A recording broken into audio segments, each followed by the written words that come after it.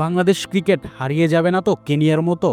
মাহমুদুল্লাহ ও মুশফিককে খুব দ্রুতই বিদায় দিতে হবে, কারণ তারা যে পজিশনে খেলে সেই পজিশনে এখনও কোনো পারফেক্ট ব্যাটসম্যান তৈরি হয়ে আসেনি।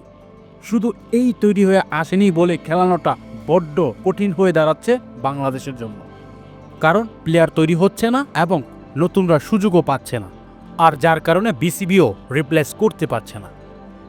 এখনই এই দুজনের বিপক্ষে সিদ্ধান্ত নিতে হবে, নয়তো বাংলাদেশের সামনে যে 31 সাল পর্যন্ত আইসিসির যে ওডিআই বিশ্বকাপ, চ্যাম্পিয়ন্স ট্রফি, টি-20 বিশ্বকাপ রয়েছে সেগুলোতে আবারও নাস্তানাবুদ হতে হবে।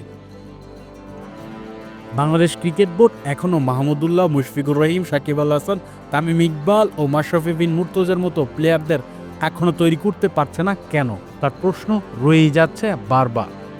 যেখানে আফগানিস্তান, স্কটল্যান্ড, জিম্বাবুয়েও তাদের প্লেয়ারদের তৈরি করতে পারছে, সেখানে বাংলাদেশ কেন পারছে না? তাদের দুর্বলতা কোথায়?